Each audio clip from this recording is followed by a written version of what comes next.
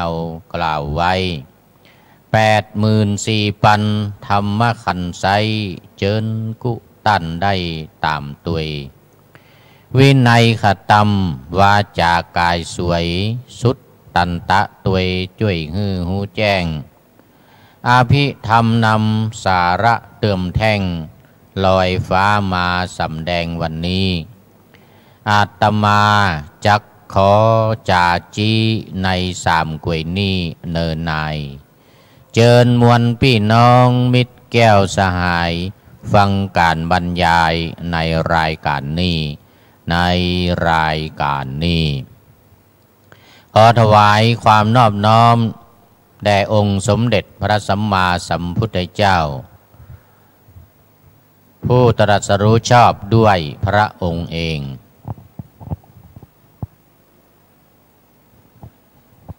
ขอถวายความเคารพพระมหาเถระพระเถรานุเถระเจ้าคณะพระสังฆาธิการทั่วโลก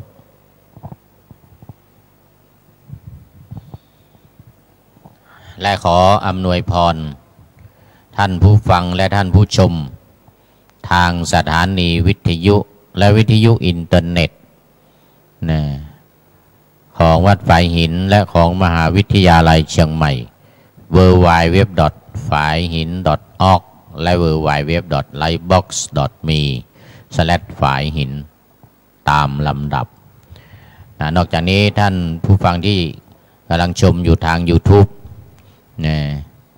ทั้งในและต่างประเทศด้วยวันนี้รายการพระไตรปิฎกลอยฟ้า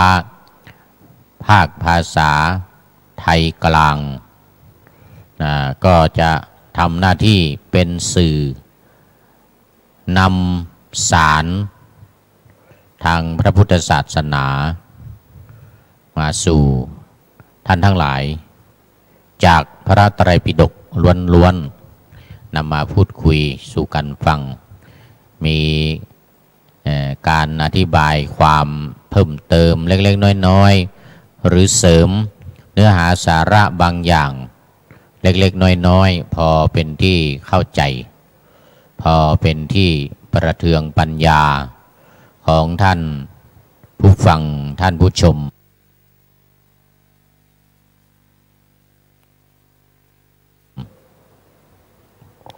รายการนี้ก็ดำเนินมา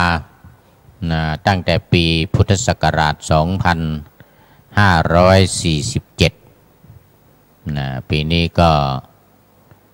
2561 และ15 ปี15 ปีพระไตรปิฎก45 เล่มจบไปแล้ว10 เล่มเหลืออีก35 เล่มที่จบไปก็คือพระไตรปิฎกพระวินัยเล่มที่1ถึงเล่มที่7จบไปแล้วเล่มที่7รู้สึกว่าจะคงค้างอยู่นิดหน่อยแล้วก็พระสูตร3 เล่มพระสูตร3 เล่มเล่มที่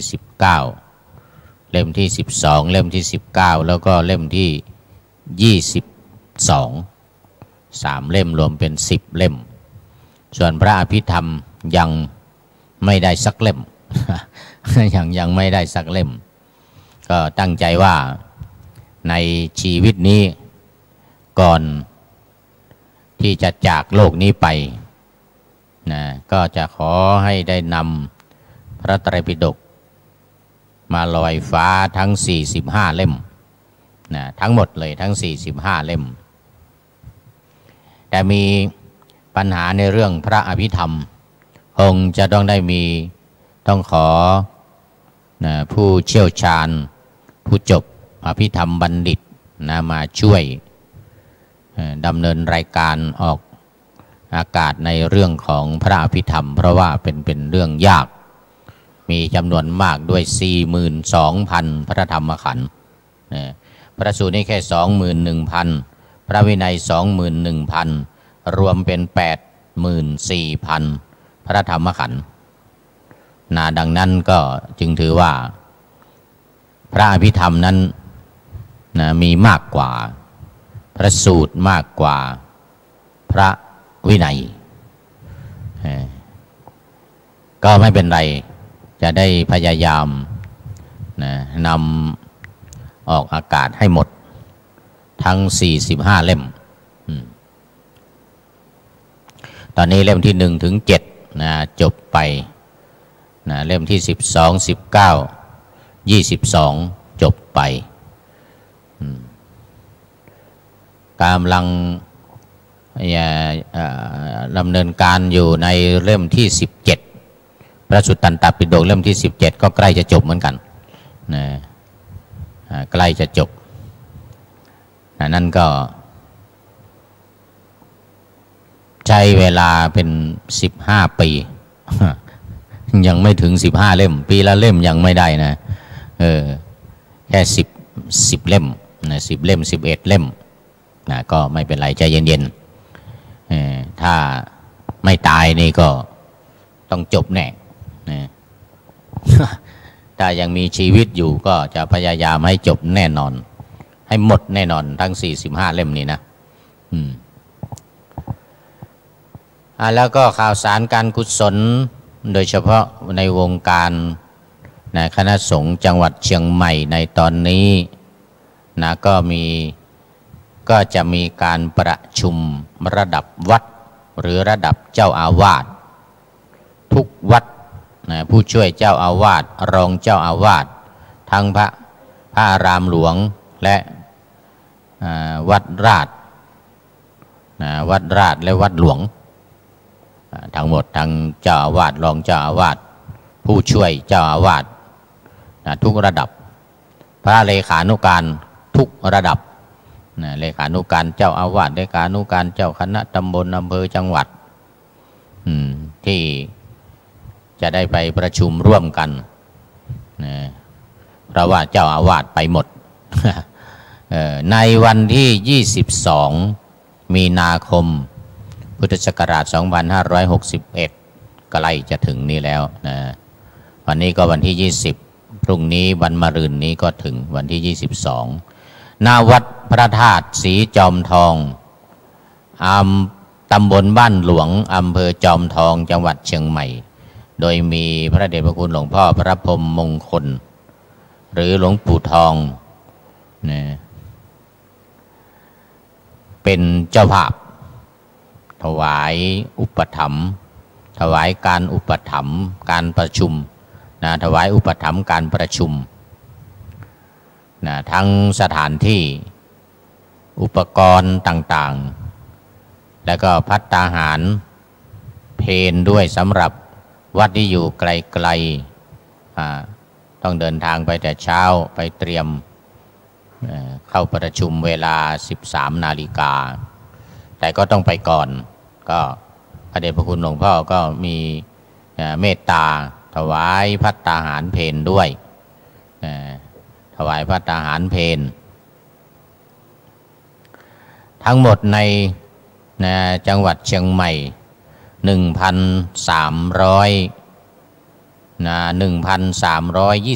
กว่าวัด1,300รู้สึกจะ26วัด1,326 วัดยังไม่นับอารามสำนักสงฆ์ที่พักสงฆ์สำนักปฏิบัติธรรมอะไรต่างๆอีกจำนวนมากแต่ว่าจะไปก็ได้ไม่ไปก็ได้แต่สำนักสงฆ์ที่ขึ้นบัญชีวัดแล้วขึ้นบัญชีกับทางสำนักพระพุทธศาสนาแห่งชาติแล้วก็ต้องไปประชุมถือว่ามีผู้ปฏิบัติการมีเจ้าอาวาสหรือผู้รักษาการเจ้าอาวาสในสำนักสงฆ์นั้นๆก็ต้องไปประชุมด้วย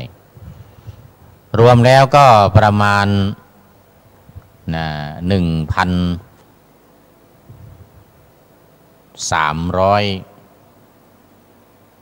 น่าจะ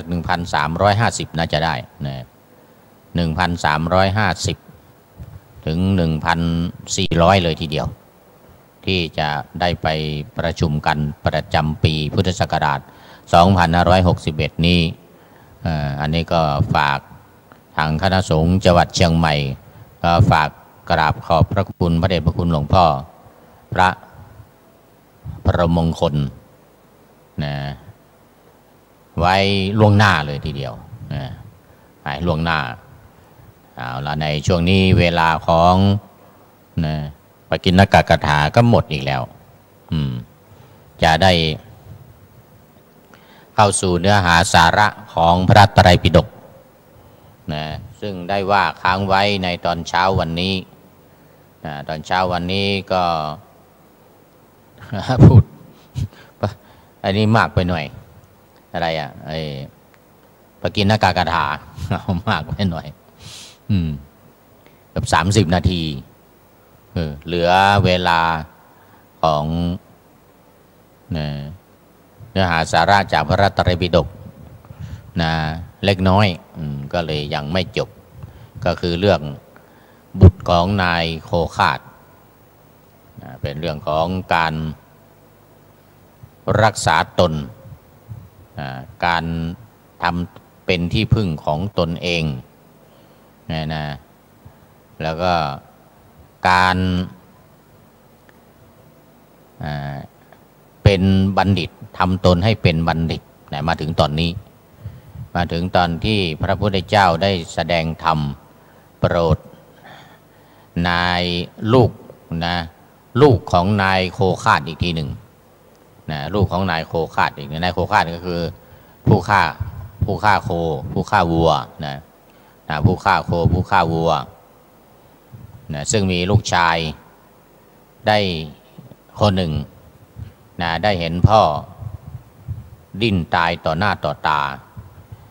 ผู้เป็นมารดาสงสารลูกไม่อยากจะให้ลูกเป็นแบบนี้เป็นแบบนั้นคือตายแล้วก็ไปตกนรกอเวจีตายเพราะกรรมที่กระทำคือการฆ่าสัตว์การฆ่าโคเหมือนพ่อซึ่งตายอย่างทรมานเพราะว่าไปตัดเอาลิ้นวัวเนี่ยมาปิ้งแล้วก็ใส่เข้าไปในปากร้อนๆมันคงจะเป็นเลือดเป็นยางเป็นอะไรด้วยลิ้นวัวเนี่ยที่ตัดเป็นชิ้นเคี้ยวเข้าไปเนี่ยก็ไปพันกับลิ้นของนายโคฆาตดิ้นพลาดคลานไปเหมือนกับโคร้องเสียงดังเหมือนกับโคร้องเสียงเหมือนโคด้วยตอนเช้านี้ร้องไปแล้ว เหมือนไม่เหมือนไม่รู้ ร้องเสียงเหมือนโคเลยคลานไปตามในบ้านจนตายลูกชายได้รับคำแนะนำจากแม่ผู้เป็นมารดาผู้มีความหวังดีแล้วก็เกิดภัยคือความกลัวมรณภัยเกิดมรณภัยเข้าบีบคั้นจนเกิดคือความกลัวต่อความตายเหมือนบิดาก็เลยหนีไปเอาเข้าของสมบัติเอาอะไรติดตัวไปศึกษาอยู่สำนักทิสาปาโมกเมืองตักกศิลาซึ่งปัจจุบันนี้อยู่ในประเทศเห็นว่าอัฟกานิสถานเมืองตักกศิลาเนี่ยอยู่ในอัฟกานิสถานเลยทีเดียวซึ่งสมัยนั้นอัฟกานิสถานปากีสถานบังคลาเทศเนี่ยเนปาล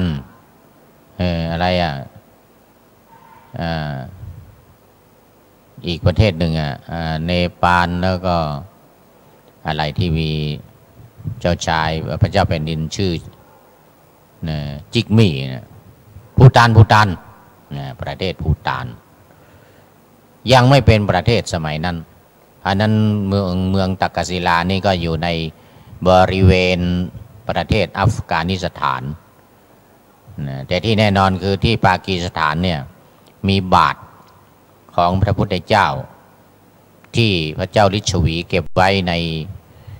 พระเจดีย์ที่เมืองโกสริยาเนี่ยไปอยู่ตอนนี้อยู่ในพิพิธภัณฑ์ของประเทศอัฟกานิสถานซึ่งคณะพระธรรมทูตไทยในประเทศอินเดียก็กำลังดำเนินการขอคืน นะขอคืนมาสู่ประเทศอินเดียหรือจะให้ดีก็เอามาประเทศไทยเลย มาประเทศไทยเลยอ้าวอันนี้พูดเรื่องอะไร พูดถึงเรื่องของตักกศิลานะบุตรชายของโคคาดนายโคคาดนี่ก็ไปเรียนที่ตักกศิลาแล้วก็ไปเรียนดีซะด้วยเรียนระบบการตีทองช่างทองนะเป็นช่างทองพอจบโอ้โหมีฝีมือยอดเยี่ยมอาจารย์ยกลูกสาวให้อีกคนหนึ่ง โอ้โหสุดยอดสุดยอดอาจารย์ยกลูกสาวให้อีกคนหนึ่งก็เป็นภริยาแต่งงานกันก็เป็นเศรษฐีอยู่ในเมืองตักกศิลานั่นเลยอยู่ในเมืองตักศิลาสร้างบ้านสร้างเรือนเป็นเศรษฐีแต่ว่าได้ห่างจากเมืองกรุงสาวัตถีไปห่างจากกรุงสาวัตถีไปเลยไม่ได้ทำบุญไม่ได้ทำบุญไม่ได้สนใจเรื่องการทำบุญสุนทานจนแก่เท่าชราเป็นมหาเศรษฐีนายช่างทองเนี่ยเป็นเจ้าของร้านทองเป็นมหาเศรษฐีแต่ไม่ได้ทำบุญเลยไม่ทำบุญไม่ได้ทำกุศลอะไรไม่ได้สนใจไม่ทำบุญไม่ทำกุศลไม่สนใจเหมือนกับพ่อของตัวเองเลยนายโคคาดนายโคคาดอยู่ใกล้วัดเชตวันมหาวิหารแต่ว่าไม่ได้ทำบุญสุนทานอะไรมีแต่ฆ่าโคจนตลอด55 ปีจนตลอดชีวิตเหมือนกันนะจนตายมา55 ปีเนี่ยไม่ได้ทำบุญสุนทานลูกชายก็เหมือนกันลูกของนายโคคาดขณะเป็นมหาเศรษฐีเจ้าของร้านทองตีทองช่างทองเนี่ยไม่เคยได้ทำบุญสุนทานมีลูกบ่าวลูกสาวลูกชายลูกหญิงนะหลายคนพออายุแก่มากชราใกล้จะตายลูกชายลูกสาวก็เลยมาคิดกันว่าพ่อของเรานี่ไม่ได้ทำบุญสุนทานเลยไม่ได้เข้าวัดวาอารามอะไรเลยก็เลยพากันจัดเครื่องไทยทานข้าวปลาอาหารภัตตาหารหน่อยนะข้าวต้มข้าวยาคูทั้งหลายอาราธนาพระพุทธเจ้ามีภิกษุทั้งหลาย500 รูปไปฉันภัตตาหารและถวายจตุปัจจัยไทยทานให้แทนพ่อนะให้เป็นของพ่อนะพ่อทำบุญให้เป็นพ่อทำบุญเพราะว่าเวลาฉันภัตตาหารเสร็จพระพุทธเจ้าฉันภัตตาหารเสร็จเนี่ยก็กราบทูลพระพุทธเจ้าว่าขอพระองค์เนี่ยอนุโมทนาบุญของพ่อบุญของพ่อซึ่งไม่เคยทำบุญสุนทานเลยในตลอดชีวิตที่ผ่านมานี้เป็นนายช่างทองเป็นเจ้าของร้านทอง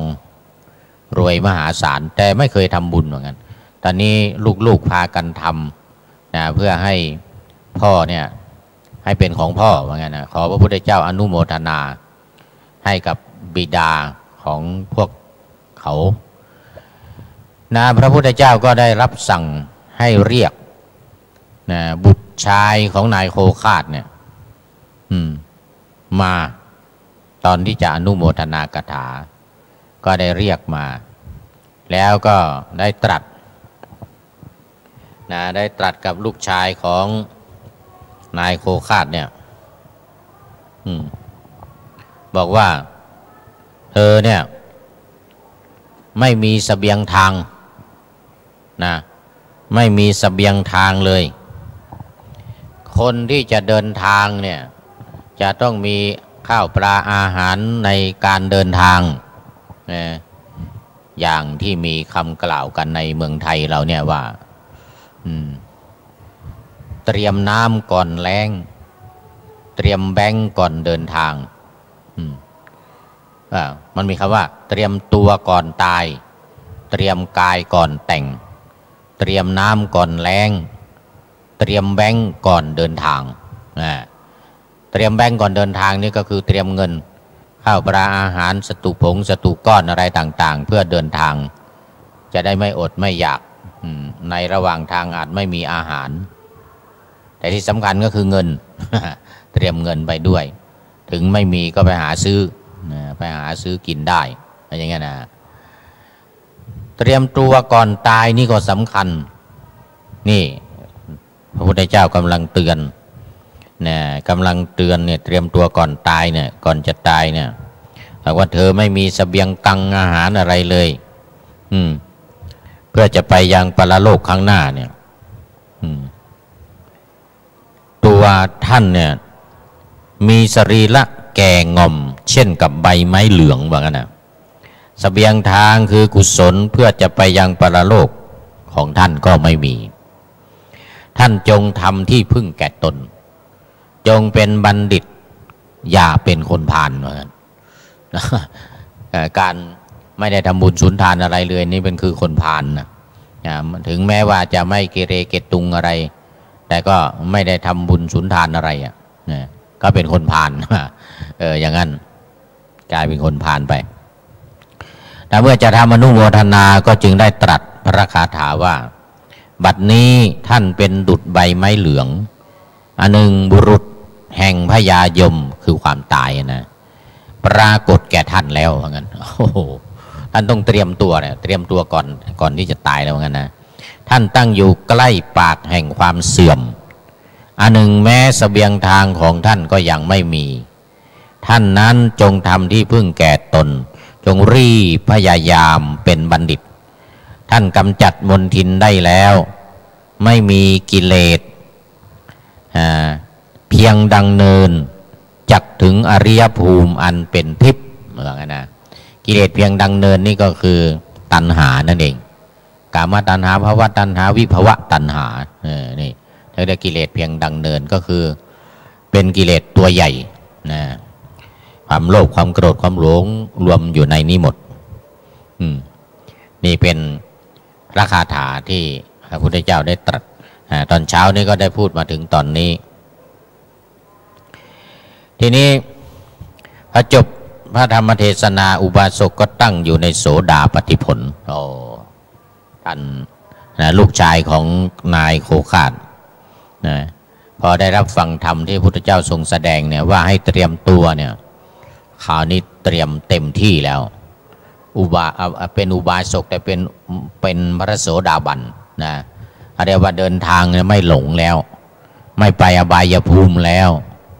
ศีลห้าบริสุทธิ์เลยพระโสดาบันเลยนะศีลห้าบริสุทธิ์แล้วไม่กลับกายไม่ท้อถอยไม่เปลี่ยนแปลงโดยเด็ดขาดนะใครจะมาฆ่าให้ตายก็ไม่ละไม่ทิ้งนะพระรัตนตรัยแล้วก็ไม่ทิ้งความเป็นอริยบุคคลของตนเองมีแต่ทะยานขึ้นไปเรื่อยๆเป็นสกทาคามีอนาคามีแล้วก็เป็นพระอรหันต์ขึ้นไปไม่มีตดถอยไม่มีตกต่ำลงเหมือนกันนะบุตรเหล่านั้นทูลนิมนต์พระศาสดาแม้เพื่อประโยชน์ในวันรุ่งขึ้นถวายทานแล้วก็คือวันรุ่งขึ้นก็ขอนิมนต์อีกนิมนต์พระพุทธเจ้าเสด็จมาพร้อมกับภิกษุสงฆ์500 รูปนะเมื่อจะทรงอนุโมทนาเมื่อพระพุทธเจ้าจะทรงอนุโมทนาก็ได้กราบทูลว่าพระเจ้าข้าแม้พัดนี้พวกข้าพระองค์ถวายให้เป็นชีวพัดเพื่อบิดาของปวงข้าพระองค์เหมือนกันอย่างนี้นะชีวพัดก็คือพัดเพื่อคนที่ยังมีชีวิตอยู่ก็คือพ่อของเขาที่ได้ทำเนี่ยทำให้พ่อว่างั้นนะขอพระองค์ได้อนุโมทนาแก่บิดานี่แลว่างั้นนะพระศาสดาเมื่อจะทรงทำอนุโมทนาแก่เขาได้ตรัส2 พระคาถาว่าบัดนี้ท่านเป็นผู้มีวัยอันชรานำเข้าไปแล้วเป็นผู้เตรียมพร้อมนะวงเล็บเพื่อจะไปสำนักของพญายมโอ้โหพูดน่ากลัวเหลือเกินไปสำนักของพญายมอันหนึ่งแม้ที่พักในระหว่างทางของท่านก็ยังไม่มีว่างั้นนะเตรียมตัวแล้วยังไม่มีที่พักระหว่างทางอันหนึ่งถึงเสบียงทางของท่านก็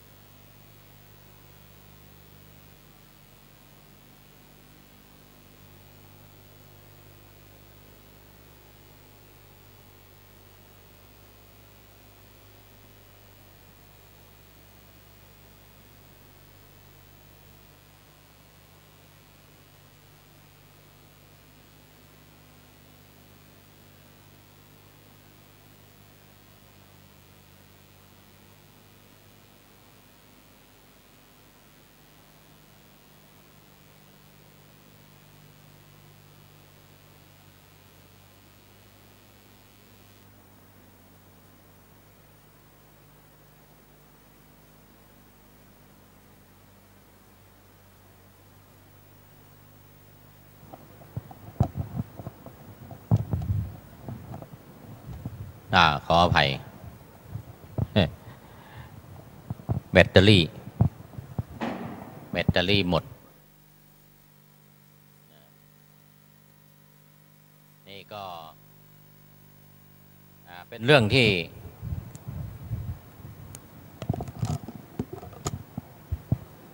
ี่ต้องเตรียมนะเตรียมตัวก่อนตายเตรียมกายก่อนแต่งหมายถึงแบบที่จะแต่งงานอะไรกันเป็นสามีภรรยาจะต้องเตรียมนะทั้งหญิงทั้งชายต้องเตรียมกายในที่นี้ไม่ได้หมายถึงร่างกายอย่างเดียวต้องหมายถึงอุปกรณ์ต่างๆบ้านเรือนที่พักพาอาศัยที่อยู่อาศัยเหล่านี้ต้องเตรียมทุกสิ่งทุกอย่าง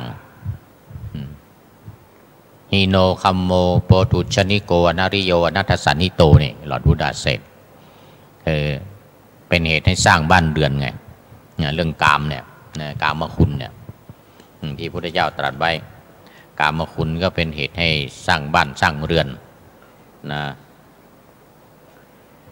ก็จึงต้องเตรียมกายก่อนแต่งเตรียมโดยเฉพาะก็เรื่องเงินต้องเตรียมกายในที่นี้ก็หมายถึงเงินด้วยข้าวของสมบัติอะไรต่างๆที่จะต้องเตรียมน้ำก่อนแล้งนี่ก็แน่นอนก่อนจะถึงหน้าแล้งก็ต้องเตรียมไว้เตรียมน้ำใส่ถังไว้หรือใส่โอ่งไว้ใส่แท้งไว้ทำแท้งขนาดเล็กขนาดใหญ่ไว้อันนี้นะเตรียมน้ำก่อนแล้งเตรียมแบงก์ก่อนเดินทางอันนี้แน่นอนเดี๋ยวนี้ล้อหมุนก็เป็นจ่ายเงินล้อหมุนก็จ่ายเงินละไปไหนตอนนี้จะเดินเหมือนสมัยก่อนก็ขาอ่อนซะก่อนเดินทางแล้ว เรื่องของเรื่องมันเอาละในช่วงนี้ในเรื่องของบุตรนายโคฆาตก็จบหลังจบพระธรรมเทศนานี้ผู้คนทั้งหลายที่รับฟังก็เป็นประโยชน์มากได้บรรลุโสดาบันสกทาคามีอนาคามีกันเพราะการแสดงธรรมให้แก่บุตรชายของนายโคฆาตนี้นี่เองนะสำหรับตัวเขาเองก็เป็นพระโสดาบันช่วงท้ายของรายการนี้เหลืออีกประมาณ10 นาทีนี่ก็เป็นเรื่องของการปฏิบัติเมื่อกี้ได้พูดนิดนึงนะในเรื่องของการหาเสบียงกังในการเดินทางเนี่ยการเป็นที่พึ่งของตนเองการทำให้ตนเองเป็นบัณฑิตเป็นนักปราชญ์เนี่ยนะก็คือเรื่องของการปฏิบัตินั่นเองการปฏิบัติธรรมมันเป็นไปในทางจิตส่วนทางกายนั่นนะเขาร่ำรวยแล้วอย่างนายบุตรชายของนายโคฆาตได้ภรรยาเป็นลูกสาวของอาจารย์ซะด้วยสวยงามแล้วก็มีข้าวของสมบัติให้จำนวนมากมายแล้วก็มาประกอบอาชีพช่างทองตีทองเป็นเจ้าของร้านขายทองอย่างเงี้ยก็ยิ่งร่ำรวยกันใหญ่เป็นการเตรียมภายนอกเป็นการเตรียมภายนอกเตรียมกายก่อนแต่งอย่างว่าอย่างอินเดียเนี่ยไม่ว่าตั้งแต่อดีตการหรือแม้ในปัจจุบันเนี่ยเขาต้องเตรียมกายเตรียมเงินเตรียมทองเข้าของสมบัติอะไรต่างๆให้ลูกสาวนำไปอยู่กับสามีนี่เป็นประเพณีอยู่แล้วนั้นเตรียมกายก่อนแต่งนี่ก็แน่นอนในประเทศอินเดียแม้ในปัจจุบันก็เหมือนกันพูดกันเป็นล้านเป็นแสนเป็นล้านเลยทีเดียวสิ่งของอะไรต่างๆต้องเตรียมไปให้สามีให้ครบตามที่ขอมา มีการเจาะจงขอมาด้วยนะเช่นขอนาฬิกา1 เรือนอย่างเงี้ยสวิตช์นาฬิกาสวิตช์บ่งยี่ห้อมาด้วยอย่างเงี้ยนะรถเก๋ง1 คันอย่างเงี้ยนะรถเก๋ง1 คันยี่ห้อนั้นยี่ห้อนี้ก็ว่าไปอย่างงี้ที่ดินที่นาเท่านั้นไร่เท่านี้ไร่เพราะว่าเขาให้ได้อยู่แล้วทำเป็นตารางหางว่าวยาวเลยรายการมีอะไรบ้าง เครื่องอุปกรณ์การอยู่การกินถ้วยจานอะไรต่างๆเตรียมหมดเตรียมหมดเลยอันนี้เขาเรียกว่าเตรียมกายก่อนแต่งนะเตรียมกายก่อนแต่งนี่การปฏิบัตินะครับอันนี้เป็นภายนอกส่วนภายในนี่สินะภายในจิตใจเนี่ยจะต้องเตรียมอุปกรณ์เหล่านี้นะคือธรรมะนี่เองคือการปฏิบัติธรรมนะสติปัฏฐาน4อย่างเงี้ยนะแล้วก็สมถกรรมฐานมีอารมณ์อยู่40อย่างเงี้ยวิปัสสนากรรมฐานมีอารมณ์อยู่73ข้ออย่างเงี้ยนะ6หมวดฝ่ายสมถะนี่มี40แต่ว่ามี7หมวดอย่างเงี้ยนะเตรียมให้พร้อมเพื่อว่าบางทีเป็นพระอนาคามีไม่ได้กลับมาเกิดแล้วก่อนจะตายไปเนี่ยต้องเตรียมธรรมะเหล่านี้ให้ติดตัวไปแล้วก็ไปปฏิบัติในสวรรค์โน้นก็เป็นพระอรหันต์ได้นะหมายถึงผู้ที่จบอนาคามีนะได้เป็นพระอนาคามีส่วนสกทาคามีหรือโสดาบันนี่ก็คงยังต้องกลับมาเกิดอีกไม่ว่าจะเป็น3 ปี 7 ปีนะสตักขตุงหรือติกขตุงสตักขตุงก็7 ปีติกขตุงนี่ก็3 ปีอย่างเงี้ยนะบางทีก็มาเกิดปีเดียวเนี่ยเอกพีชีโกลังโกละสตักขตุปรมะพระโสดาบันที่จะกลับมาเกิดเป็นมนุษย์เนี่ยนะต้องเตรียมไปให้พร้อมเลยกายเวทนาจิตธรรมสติปัฏฐาน4เนี่ยต้องเตรียมไว้เลยทุกขั้นตอนเลยการปฏิบัติศึกษาไว้นำไปปฏิบัติแม้เป็นพระโสดาบันก็ตามแม้ว่าจะได้เกิดมาอีกก็ตามก็จะได้นำเอาเสบียงกรังอาหารต่างๆเหล่านี้อาหารใจธรรมะคืออาหารใจในการไปปฏิบัติดังนั้นท่านที่จะปฏิบัติทางใจอย่างอุกฤษเนี่ยทางใจนี่ก็ต้องอาศัยสติปัฏฐานทั้ง4คือกายเวทนาจิตธรรมทางกายก็มีอยู่6อย่างตั้งแต่อานาปานสติอิริยาบถสัมปชัญญะธาตุมนสิการปฏิกุรมนสิการนวสีวัฏฐิกานวสีวัฏฐิกาคือป่าช้า9มีอุทุมาตกะเป็นต้นซากศพที่อืดพองขึ้นมาอันนี้เรียกว่านวสีวัฏฐิกาไปจนถึงแต่ไม่มีกระดูกนะไปจนถึงโลหิตตกะตั้งแต่ซากศพที่เน่าเป็นอืดพองขึ้นมาเป็นสีต่างๆถูกสัตว์กัดกินถูกตัดเป็น2 ท่อนถูกตัดกระจุยกระจายเป็นหลายท่อนอย่างเงี้ยนะมีน้ำเหลืองไหลเยิ้มออกมาในเป็นขั้นตอนอย่างนี้หรือมีพวกหนอนชอนชัยนี่เป็นซากศพประเภทต่างๆปุรุวกะ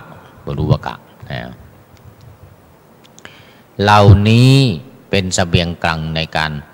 การศึกษาเพื่อจะนำไปปฏิบัติส่วนในวิปัสสนานั้นก็ไปศึกษาอีก6 หมวดตั้งแต่ขันธ์5อายตนะ12ธาตุ18อินทรีย์22อริยสัจ4แล้วก็ปฏิจจสมุปบาท12รวมเป็น73ข้อรวมเป็น73ข้อก็เพื่ออะไรเป็นเสบียงเพื่ออะไรเพื่อนำไปปฏิบัติในภพหน้าในชาติหน้าในครั้งหน้าสัมปรายภพไม่ว่าจะเกิดเป็นมนุษย์หรือว่าเกิดเป็นเทวดาก็ตามก็ต้องนำติดตัวไปอันนี้เรียกว่าเตรียมเสบียงทางที่พระพุทธเจ้าตรัสกับบุตรชายของนายโคคาดว่าเสบียงทางของท่านยังไม่มีดังนั้นก็ช่วงนี้ต้องเตรียมในการปฏิบัติในการปฏิบัติธรรมนั่นเองแล้วก็เตรียมวิธีการต่าง เช่นสมถกรรมฐานก็เตรียมในเรื่องของการบริกรรมปฏิกรรมนัยยะในการนับคณนานัยยะในการระลึกตามอนุสรณานัยยะอย่างเงี้ยนะในฝ่ายสมถกรรมฐาน40อย่างนั้นส่วนฝ่ายวิปัสสนาก็ต้องเตรียมในเรื่องของการฟังเรียกว่าสุตตมยนัยยะเตรียมในเรื่องของการคิดเรียกว่าจินตามยนัยยะแล้วก็เตรียมในเรื่องของการภาวนาหรือการกระทำได้แก่การวิตกวิจารวิตกวิจารในองค์ฌานที่เป็นต้นอันนี้เรียกว่าเตรียมอุปกรณ์ในการปฏิบัติแล้วก็จะได้ปฏิบัติถูกต้องไม่ผิดดูไปดูมาเวลาของรายการหมดอีกแล้ว หมดพอดีเลยต้องขอนำรายการจากท่านผู้ฟังท่านผู้ชมไปเวลาหมดละปะกันวันหลังขอผู้ชมฟังสมหวังตัวหน้าขอเจริญพร